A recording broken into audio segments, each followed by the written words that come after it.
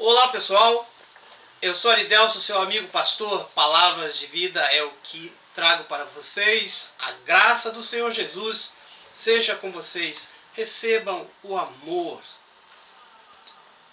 Apresentamos a vocês a série de estudos História da Redenção. A história da redenção.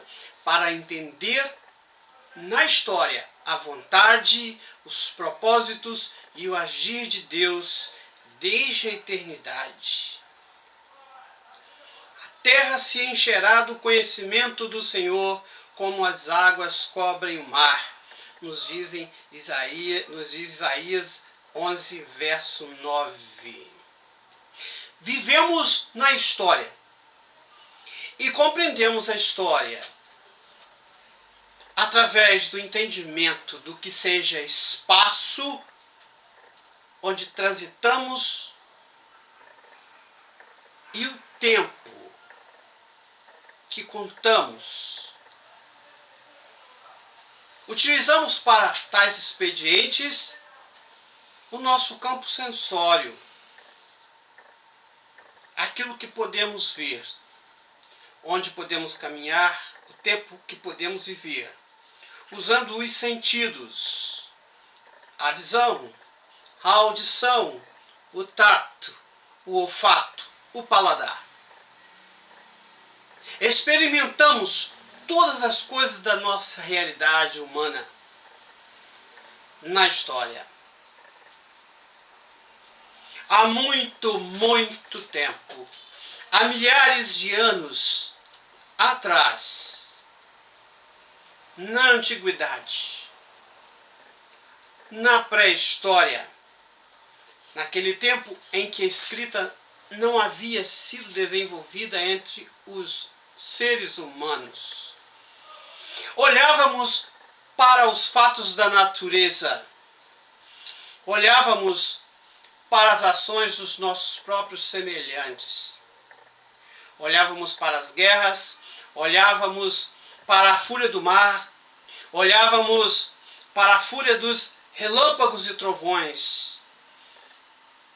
Sentíamos o poder quente, abrasador do sol e outros episódios naturais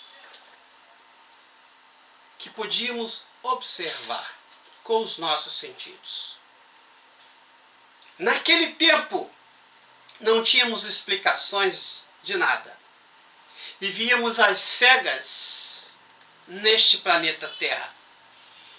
E foi assim que nasceram os mitos. E tínhamos, ou procurávamos ter, uma explicação para as coisas. Assim surgiu a religião entre todos os povos. A religião buscando nos mitos a explicação para a realidade humana, com erros e percalços, erros e acertos. Assim nasceu o paganismo na antiguidade. Os homens inventaram os seus deuses, ou foram forçados por uma força estranha ao entendimento do homem a crer que aquilo que estava diante dos olhos deles fossem deuses. E assim, por séculos e milênios, falsos deuses foram adorados pelas religiões pagãs. Mas mesmo nesta esteira de mitos pagãos, religiões pagãs, surgiu a filosofia. O homem refletindo sobre fatos racionais, procurando entender a realidade das coisas, não inventando uma história mitológica, mas expondo o próprio mito à reflexão, à análise com o pensamento criativo humano. E avançando mais, o ser humano, passando pelos mitos, trabalhando com a filosofia, com a criatividade humana, com a inteligência humana, chegou a desenvolver as ciências. E hoje vivemos no século XXI, um século pujante de ciência, de conhecimentos adquiridos, de tecnologias, de avanços incríveis. Entretanto, continuamos sem poder entender muitas coisas, porque olhamos para o universo macro, que está além das estrelas, que está anos, milhões, bilhões de anos-luz longe do campo sensório, daquilo que podemos medir com os nossos olhos, com os nossos ouvidos ou com os outros sentidos. E temos o universo micro, aquilo quando nos voltamos para o mínimo, para o pequeno. Explica-se o fato de que, mesmo numa época tão avançada tecnologicamente, cientificamente, ainda não conseguimos compreender todo o universo propriamente do corpo humano, do cérebro humano, do funcionamento completo do aparelho do corpo humano. Então, embora tenhamos tido tantos avanços, continuamos a entender pouca coisa mesmo na nossa história. Foi assim que há mais de 2000 anos atrás, o salmista olhou para dentro de si e tentou, no seu campo sensório, no seu campo de visão, de sentido, ele comparou a própria criação e considerou o seu Senhor, o seu Deus, o Eterno, revelado nas Escrituras. E ele se dirigiu a Deus e assim disse: mostra-me, Senhor, o fim da minha vida e o número dos meus dias, para que eu saiba quão frágil sou. Destes aos meus dias o comprimento de um palmo. A duração da minha vida é nada diante de ti. De fato, o homem não passa de um sopro. Salmo 39, versos 4 e 5. Um palmo, um sopro. É assim que o salmista, neste texto, se vê a si mesmo. Temos um teólogo do século XIX chamado John L. Dag. E ele, refletindo sobre todas estas coisas, uma vez escreveu: esticamos os nossos pensamentos para frente e para trás, e ainda em nosso horizonte não aparece nem o começo e nem o fim da existência de Deus. A fim de salvar a nossa tão sobrecarregada imaginação e pormos um final ao esforço de tentar compreender aquilo que é incompreensível, introduzimos então a ideia negativa: não houve começo e nem haverá fim na eternidade de Deus. John L. Dag. Deus é a causa não causada. Deus é o ser necessário. Não somos capazes de entender o eterno, nem a sua eternidade, a partir da consideração do ser humano, pela natural incompletude humana. Deus é pleno, completo em todos os seus atributos. Por isso, há necessidade de Deus revelar-se a nós. porque não podemos compreender uma ínfima característica ou um ínfimo atributo do eterno Deus Criador, a não ser que o tenhamos recebido dele mesmo. Nós estamos introduzindo o estudo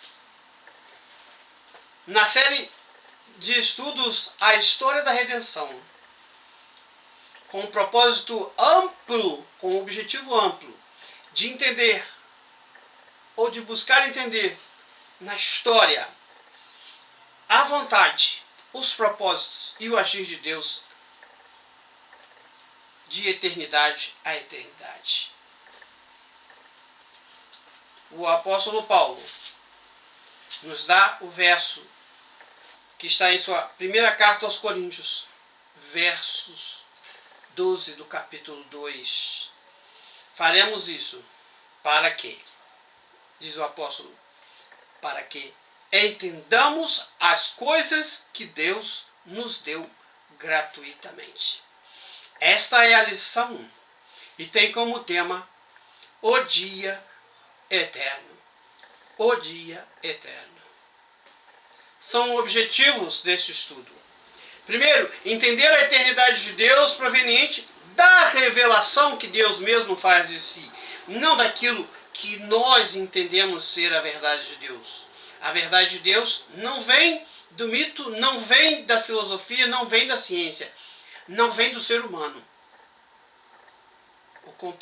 A compreensão da eternidade de Deus deve ser proveniente da revelação que o mesmo Deus faz de si. Em segundo lugar, objetivamos confrontar o falso, ou, na melhor das hipóteses, incompleto conhecimento que vem das experiências humanas. Como temos dito até agora, o ser humano foi capaz de elaborar mitos, foi capaz de inventar religiões, foi capaz de fazer filosofia e é capaz também de fazer ciência e o faz. Em terceiro lugar, objetivamos compreender a história humana como um pequeno ponto na eternidade de Deus. Fazendo assim esta comparação, história e eternidade. A eternidade como uma linha sem começo e fim. E a história humana como um pequeno ponto nesta linha da eternidade. Em quarto lugar, objetivamos internalizar a vontade de Deus para recebermos como verdade a revelação de Deus em nossas vidas.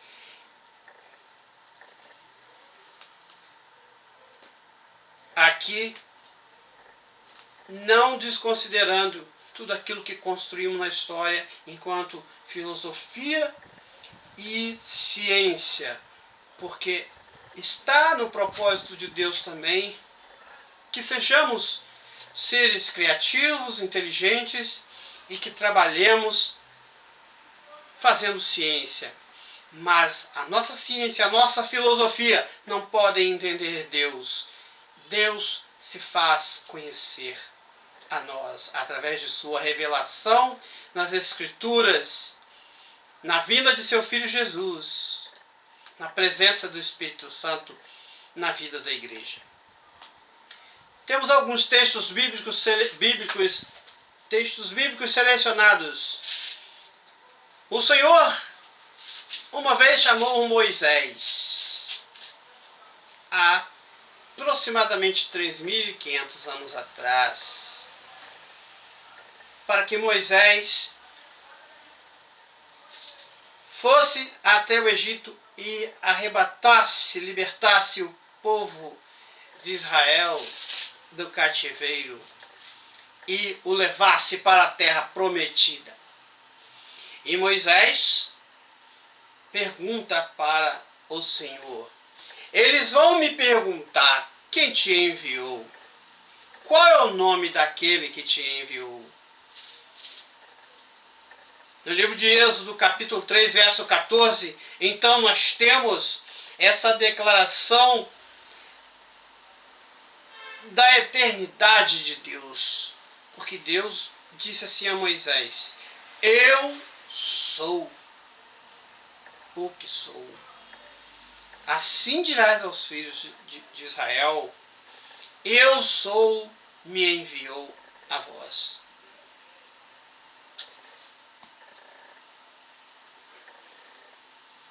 No Novo Testamento, nós temos a primeira carta do apóstolo João, no primeiro capítulo, do verso 1 ao 3, o apóstolo João nos informa a respeito da manifestação deste grande eu sou invadindo a nossa história na pessoa de Jesus Cristo. A palavra de Deus, o Verbo eterno.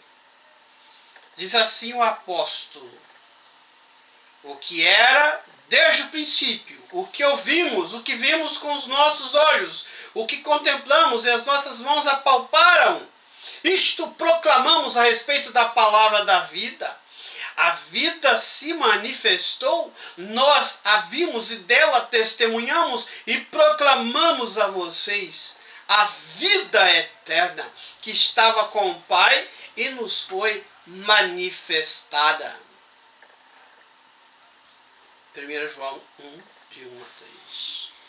O apóstolo Paulo, em sua primeira carta aos Coríntios, no capítulo 2, dos versos 10 a 13, ele está falando com aquela igreja do primeiro século.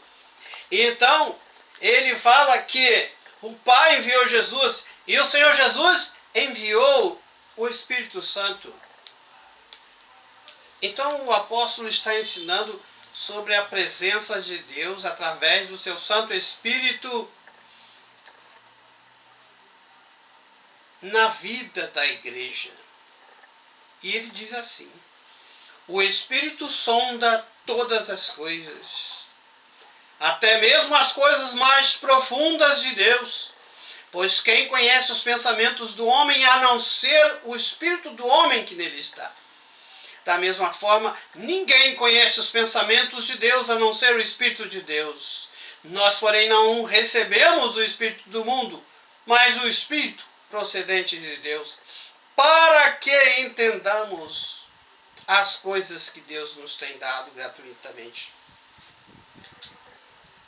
Para que entendamos as coisas que o Senhor nos tem dado gratuitamente. Delas também falamos não com palavras ensinadas pela sabedoria humana, mas com palavras ensinadas pelo Espírito, interpretando verdades espirituais para os que são espirituais. Então, o Espírito de Deus, aqui, procedente do Pai e do Filho, ele tem o objetivo de nos fazer entender as coisas que precisamos entender sobre a pessoa de Deus.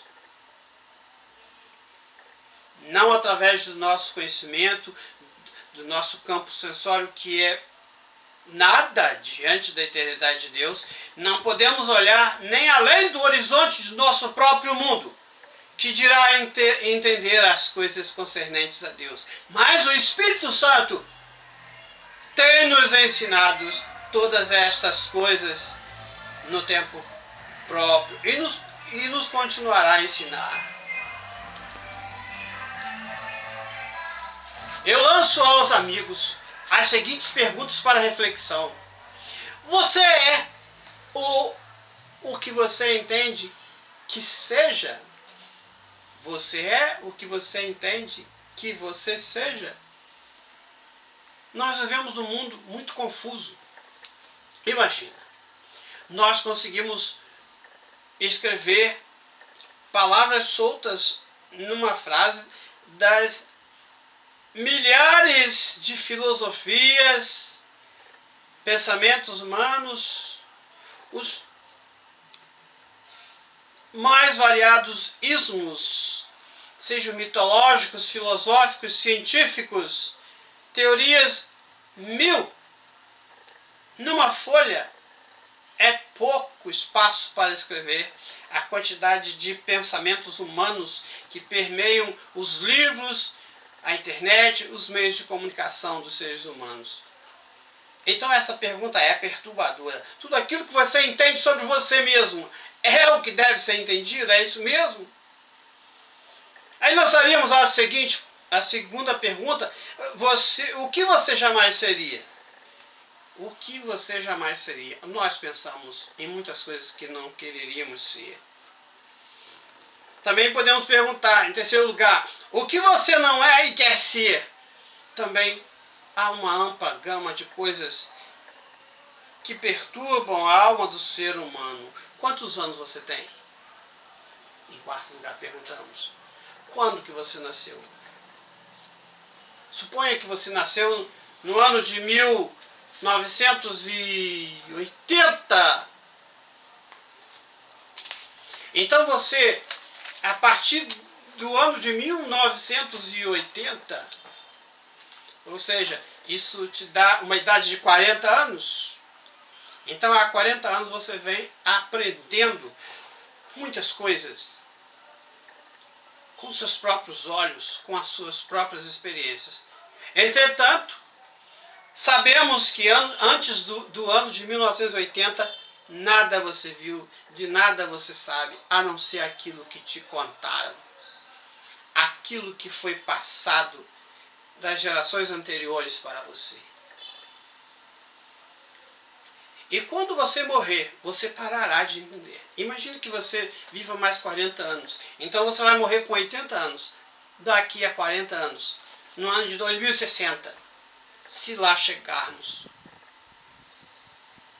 Depois disso você não aprenderá mais nada. E Deus? Quantos anos tem Deus? Quando Deus nasceu? Você já conseguiu? Já tentou entender Deus? Conseguiu? E Deus entende você? Eu sei a resposta para essas duas perguntas. Você não consegue entender Deus. Entender Deus é uma expressão muito ampla. Eternamente ampla. Infinitamente ampla. Não obstante, este Deus que você não consegue entender, entende você. Quem deve mudar de pensamento? Você ou Deus? Quero trazer para você uma síntese de pensamentos que vem das Escrituras. Não deixe que vos fala.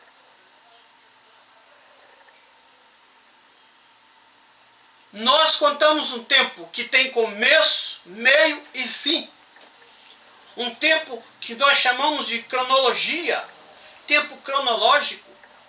Contando segundos, minutos, horas, dias, semanas, meses, anos, décadas, séculos, milênios. Mas Deus não está sujeito ao nosso tempo. Antes que qualquer coisa, pessoa ou nós existíssemos, Deus já era. Assim nos diz as Escrituras. Especialmente temos visto nos textos que há pouco lemos. Deus era o Deus Trino. A unidade na Trindade. Era o grande eu sou. Era a palavra. Era o Espírito. Ele continua sendo Deus Trino. A unidade na Trindade. Continua sendo o grande eu sou, continua sendo a palavra e continua sendo o Espírito. E pela eternidade ele continuará sendo o Deus Trino, a unidade na Trindade. Continuará sendo o grande eu sou que se dirigiu a Moisés na visão da sarça ardente. Continuará sendo a palavra na pessoa de seu Filho Jesus, manifesto em carne no primeiro século de nossa era. E continuará sendo o eterno Espírito o Espírito Santo eterno. O grande eu sou é o Pai de Jesus, o Deus de Abraão, de Isaac e de Jacó. No Monte Sinai entregou a Moisés sua lei. Todo Israel viu a sua glória e tremeu. A palavra é Jesus, o Verbo eterno, revelação plena do amor e da graça divina em carne humana. Demonstrou quem era ao morrer no Calvário e ao sair do túmulo ressuscitado, adentrou nos céus, pois de lá viera. O Espírito Santo é o Paráclito de Deus, é o Deus didata, é o Deus ensinador, o nosso professor. O Espírito Santo habita na igreja, ele ensina a bondade de Deus. Bondade esta que não podemos compreender com os nossos mitos, com a nossa filosofia ou com a nossa ciência, mas entendemos porque o Espírito Santo de Deus, enviado pelo Pai e pelo Filho, nos ensina. E este Espírito Santo utiliza-se da verdade que ele mesmo revelou aos seus profetas para nos ensinar a semelhantes a Jesus, o Filho unigênito de Deus. É isso que o Espírito Santo faz. O propósito maior, nos ensinar a ser semelhantes a Jesus, o Filho de Deus vivo. Deus é o que era e sempre será.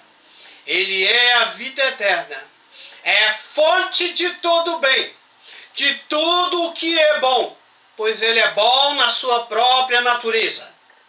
Nele nunca houve, não há e nunca haverá nada de ruim, de incompleto, de quebrado, de faltoso. Pois Deus é o ser perfeito, em perfeito amor. Sua bondade é insuperável. Ilustramos a verdade. Diz a história que certa menininha temia que a deixassem sozinha no escuro. Quando a mãe vinha lhe dar o beijo de boa noite.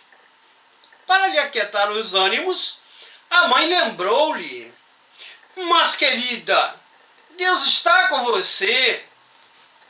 "Eu sei", disse ela à mãe, "mas eu quero alguém que tenha face, que tenha rosto, mamãe."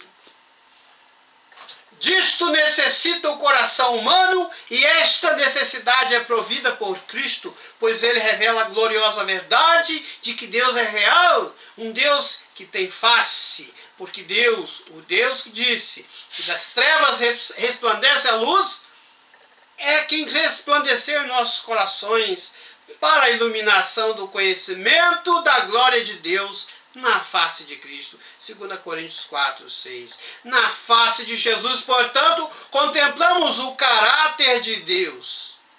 Essa luz, este conhecimento, nos tranquiliza os temores e nos acalma o espírito, perturbado nas trevas deste mundo de pecado. Coisa alguma é tão poderosa sobre as trevas como a luz. E Jesus Cristo é esta luz que nos revela satisfatoriamente o nosso Pai Celestial. Ponha no seu coração o seguinte: o amor, a fé e a esperança. Deus é amor. 1 João 4,8. Cresci ouvindo, recitando e cantando este pequeno trecho da palavra de Deus. Sim, Deus é amor. E esta verdade está guardada na eternidade. Oh, gloriosa revelação, tão grandiosa que não posso entender completamente. E tão meiga e gentil que cabe no meu coração, nos meus afetos.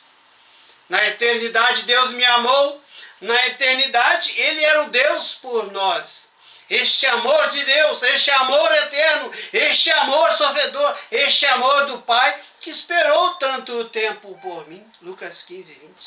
Este amor alegre, pacífico, paciente, benfazejo, bondoso, fiel e manso, sobre o amor, que resume as entranhas do conhecimento de Deus. Este amor deu-me fé para lembrar do conforto da presença do Pai. Produziu fé em meu peito, cansado das angústias e peso da culpa que eu mesmo busquei. Fez animar-me e logo avistar meu Pai na sua longa espera pelo filho rebelde. Filho rebelde, Meu Pai está no portão da sua casa, que um dia abandonei. Mas, eis-me de volta. Esta fé cresceu dentro de mim, no início como uma sementinha, e mesmo depois de tanto tempo, pequena semente.